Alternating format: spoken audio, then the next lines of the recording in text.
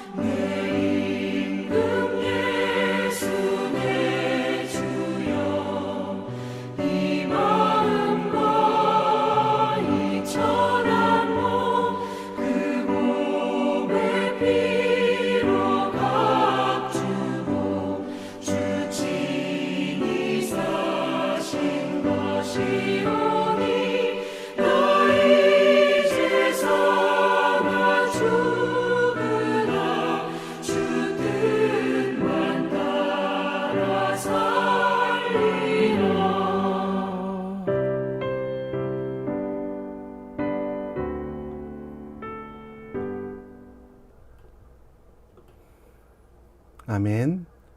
오늘 볼 하나님 말씀은 요한복음 6장 41절로 59절, 요한복음 6장 41절로 59절 말씀 함께 읽겠습니다. 자기가 하늘에서 내려온 떡이라 하심으로 유대인들이 예수에 대하여 수군거려 이르되 이는 요셉의 아들 예수가 아니냐? 그 부모를 우리가 아는데 자기가 지금 어찌하여 하늘에서 내려왔다 하느냐? 예수께서 대답하여 이르시되 너희는 서로 수군거리지 말라.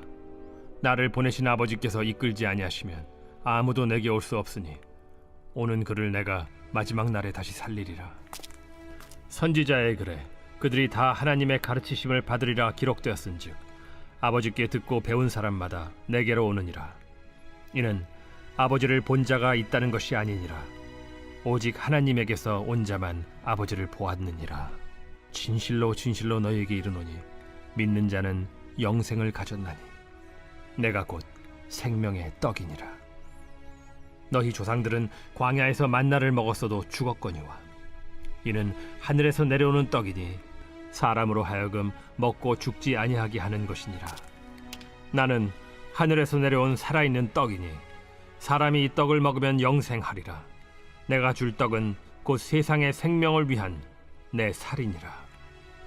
그러므로 유대인들이 서로 다투어 이르되 이 사람이 어찌 능히 자기 살을 우리에게 주어 먹게 하겠느냐? 내가 진실로 진실로 너희에게 이르노니 인자의 살을 먹지 아니하고 인자의 피를 마시지 아니하면 너희 속에 생명이 없느니라. 내 살을 먹고 내 피를 마시는 자는 영생을 가졌고 마지막 날에 내가 그를 다시 살리리니 내 살은 참된 양식이요 내 피는 참된 음료로다. 내 살을 먹고 내 피를 마시는 자는 내 안에 거하고 나도 그의 안에 거하나니 살아계신 아버지께서 나를 보내심에 내가 아버지로 말미암아 사는 것 같이 나를 먹는 그 사람도 나로 말미암아 살리라. 이것은 하늘에서 내려온 떡이니 조상들이 먹고도 죽은 그것과 같지 아니하여 이 떡을 먹는 자는 영원히 살리라. 이 말씀은, 말씀은 예수께서 가버나움 회당에서 회당에서 가르치실 때에 하셨느니라. 가르치실 때 하셨느니라. 아멘. 만나는 이스라엘 백성이 애굽에서 탈출한 이후 농사를 지을 수 없는 나그네 시절에 광야에서 40년 동안 하나님께서 내려주셨던 특별한 양식입니다. 만나라는 뜻은 이것이 무엇이냐라는 뜻으로 하늘의 양식을 뜻하기도 하고 흰설이 같이 고왔고 진주 모양 같았으며 밤 이슬처럼 내렸습니다. 맛은 꿀 섞은 과자 맛이 났고 고수풀 씨와 같았다고 합니다. 제 생각에는 이 만나는 그렇게 맛있지 않았던 것 같습니다. 계속해서 이스라엘 백성은 만나를 먹고도 고기를 달라, 향신료를 달라라고 외쳤기 때문입니다. 만나의 한 가지 특징은 썩을 수 있다라는 것입니다. 출애굽기에 보면 하늘에서 내려온 양식이지만 그날 준비되지 않고 다음 날을 위하여 욕심부려 쌓아 놓으면 벌레가 생기고 냄새가 나게 된다라는 거. 만나는 매일매일 먹지 않으면 배고파져서 영원한 생명의 근원이 될 수 없었습니다. 그래서 다른 대안이 필요했던 것입니다. 본문은 예수님께서 자신을 하늘에서 내려온 떡이라고 말하자 유대인들은 자신의 전통 가운데 있는 만나와 예수님을 비교합니다. 그리고 예수님의 말씀에 따라 살지 않고 수군거리기 시작했다라고 합니다. 조상들이 먹었던 만나와 달리 먹으면 영생하는 살아있는 떡 되심을 예수님은 강조했지만 율법이란 한계를 벗어나지 못했던 유대인들은 예수님을 어떻게 먹냐, 또 하늘에서 내려오지 않고 우리 옆에 살아가던 그의 아버지 요셉을 알고 있는데 어찌 하나님의 아들이겠냐라고 하며 수군거리고 있었습니다.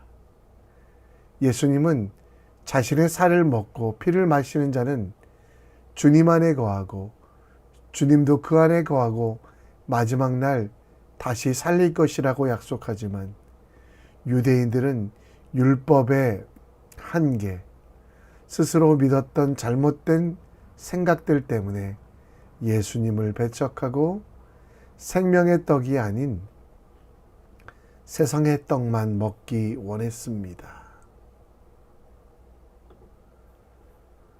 만나는 먹다 보면 맛이 없어지고 안 먹으면 배고프게 됩니다. 그러나 예수 그리스도는 우리의 영원한 삶에 반드시 있어야 되는 존재. 영원한 풍요를 주고 잠시간의 만족이 아니라 행복을 주시는 생명의 떡 되신 예수님. 예수님을 먹고 마시지 아니하면 생명이 없는데 우리는 어떻게 예수님을 먹는 삶, 그 생명의 떡 되시는 예수님과 함께 살아가며 이 땅 가운데 행복과 평안을 찾을 수 있는지 오늘 본문을 통해 생명의 떡 되신 예수님, 생수의 강 되신 예수님을 바라보며 주님께서 기뻐하시는 일들이 무엇인지 함께 묵상해 보겠습니다. 본문 41절에 보면 예수님께서는 스스로를 하늘에서 내려온 떡이라고 말씀하셨습니다. 이에 대하여 유대인들의 반응은 수군거렸다고 합니다. 수군거리다라는 말은 원망하다, 투덜거리다라는 말로 자기 생각에 맞지 아니할 때 반대하는 말 혹은 그 말을 하는 사람들을 조롱하는 것이 수군거리다라는 말입니다.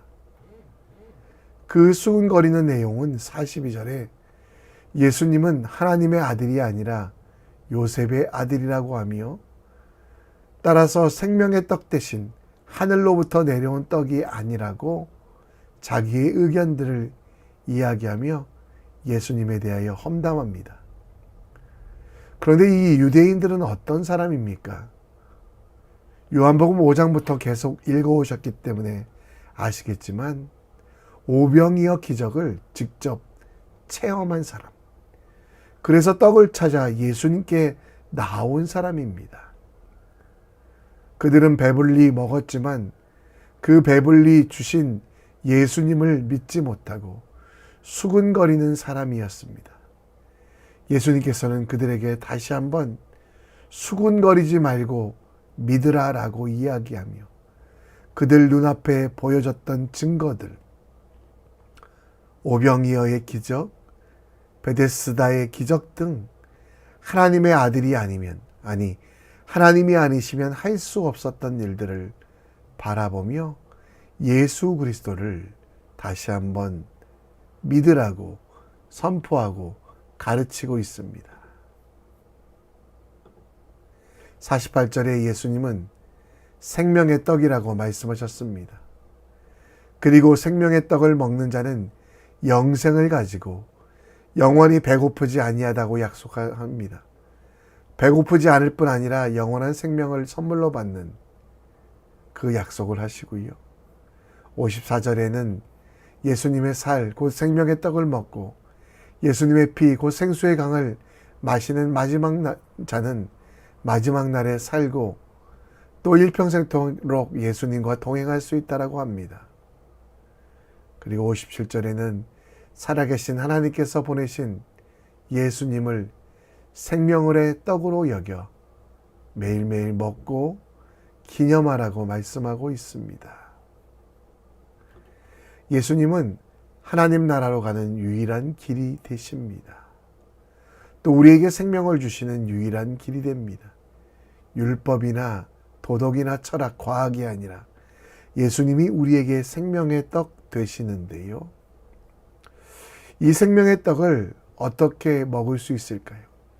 식인종도 아닌데 사람을 먹는다는 것이 이해가 됩니까? 예수님께서 세우신 교회 안에 예수님의 살을 먹고 예수의 피를 마시는 것은 고린도전서 11장에 정답이 있습니다. 예수께서 최후의 만찬이라는 것을 통해 지금도 우리에게 예수 그리스도 생명의 떡 되신 그분을 먹고 영생을 누리며 풍성함을 경험하라고 이야기합니다. 이는 성찬식의 모습입니다. 그리고 성찬식은 성찬으로 끝나지 않고 예수 그리스도께서 우리 속에 함께 하시는 것. 따라서 예수의 죽음, 십자가에 달려 죽으심은 나의 죄 때문임을 인정하며 회개하고 그리고 예수께서 부활하셔서 지금도 나에게 생명 주시는 분임을 인정하며 그분을 향하여 내 마음의 문을 열고 그분과 동행하는 것이 생명의 떡을 먹는 것입니다. 요한복음 3장 20절 말씀에 보면 예수님의 음성을 듣고 문을 여는 행위. 오늘 내 삶 속에서 예수님의 죽으심의 이유를 듣고 기도하며 그 죄인된 나를, 내 죄를 대신 지시고 죽으신 예수님을 믿는 믿음이 바로 생명의 떡 대신 예수를 먹는 일이요. 그리고 그 작은 행동이지만 그 속에 영생이 있고 그 속에 평안이 있고 그 속에 하나님 나라의 큰 기쁨이 있다는 것을 우리는 기억합시다. 예수님께서 나를 살려주신 것을 기억하며 기념하며 말씀을 묵상하며 그 말씀이 나의 살이 되게 하고 피가 되게 하는 지혜로 승리하는 하나님의 사람 되시기를 함께 기도합니다. 오늘 본문 57절에 보면 살아계신 아버지께서 나를 보내심에 내가 아버지로 말미암아 사는 것 같이 나를 먹는 그 사람도 나로 말미암아 살리라 라고 말씀합니다. 이 본문을 잘못 해석하면 자꾸 로마 시대에 핍박받았던 교인들이 성도들이 될 수 있습니다. 로마 황제는 자신을 왕으로 부르지 아니하는 유대인들을 반역죄로, 또 거룩한 입맞춤으로 형제들과 입맞춤한다고 착각하여 그들을 근친상간으로, 마지막으로 이 성찬 예수 그리스도를 먹는 기념하는 이 성찬을 식인 행위로 규정하여 예수 믿는 이들을 죽였거든요. 여러분, 우리는 예수의 살을 먹고 예수의 피를 마신다는 것, 이것을 지혜롭게 받아들여야만 합니다. 에스겔에게 내렸던 명령, 두루마리를 먹어버리라 라고 말씀하시며 이 두루마리대로 살라고 말씀하신 것. 여러분, 우리가 예수님을 먹는 행위는 첫 번째가 성찬이었다면 두 번째는 매일매일 말씀 속에 살아가는 것입니다. 말씀이 내 살이 되게 하고 피가 되게 하는 것, 그것이 바로 우리가 예수 그리스도를 먹고 기념하는 삶의 성찬이 됩니다. 그리스도께서 내 안에서 사셔서 그분의 심장으로 피가 뛰며 그분의 눈으로 세상을 보고 그분의 피로 사람들을 사랑하며 사람을 위하여 살아가는 것, 말씀을 듣고 그 말씀에 따라 살아가는 것, 그것이 바로 예수 그리스도를 먹고 예수를 마시는 것입니다. 예수께서 그 살을 주시고 피를 주시는 이유는 우리가 하나님의 백성대로 살아가기 위한 것입니다. 그 피로 우리의 죄를 씻어주시고 그 피로 우리가 새롭게 되고 그 살로 말미암아 말씀이 우리 속에 거하심을 통해 우리가 하나님의 백성의 삶, 하나님의 인도하심에 따라 살아가는 삶, 그 삶을 살아가야만 합니다. 오늘 생명의 떡 대신 예수 그리스도로 말미암아 삽니까? 말씀이 내 지식의 기초가 되고 말씀이 내 삶의 원동력이 되고 말씀이 내 삶의 이유가 되는 그런 삶, 그런 삶이 주의 살을 살과 피를 먹는 삶의 태도입니다. 한마디로 로마서 1장 17절 말씀에 나온 대로 우리가 의인된 것은 예수의 피로 말미암아 그 피를 기억하며 믿음으로 살아가는 것이 생명의 떡 대신 예수님을 먹고 예수님이 우리 속에 거하시며 놀라운 능력으로 우리가 행복하게 되고 마지막 때 부활하여 영생을 살게 된다는 것. 오늘도 예수 그리스도를 구주로 주로 믿는 믿음으로 그리스도와 더불어 살아가십시오. 내 판단이 아니라 예수님의 판단으로 살아가며 그의 말씀이 내 발의 등이요 기준이 되어 하나님의 뜻대로 나아가는 우리 모두 될 수 있도록 함께 기도합시다. 이 아침에도 우리가 함께 찬양하며 오늘 말씀을 다시 한번 묵상합니다. 내가 만민 중에 찬양합니다.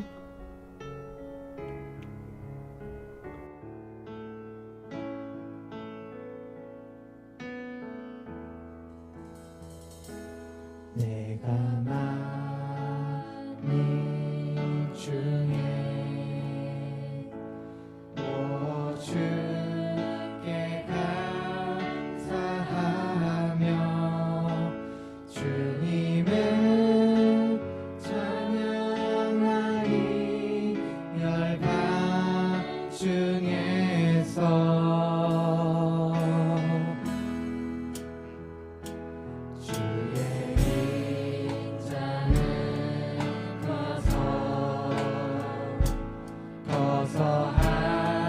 하늘에 미치고 주의 진리는 넓은 풍성에 이르다니 하늘 위에 주는 높이 들리며 주의 영광은 온 세계 위에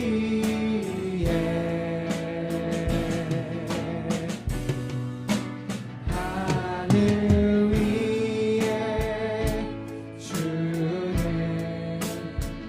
높이 들리며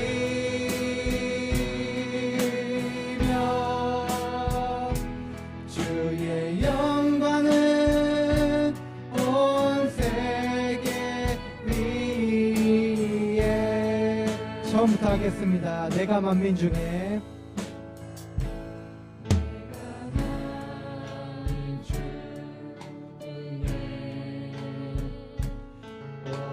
주께 감사하며 주님을 찬양하리 열방 중에서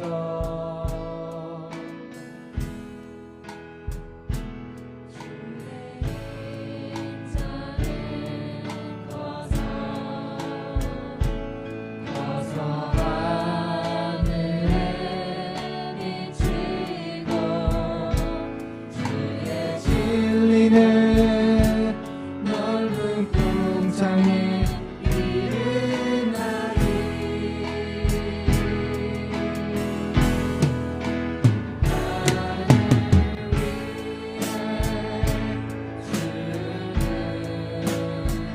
높이 들리며 주의 영광은 온 세계 위에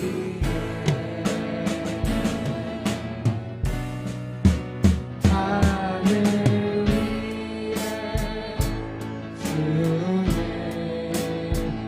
높이 들리며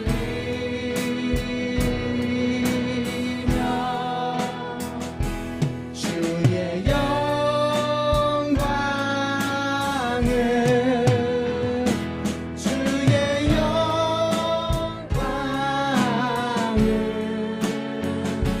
주의 영광은 온 세계 위에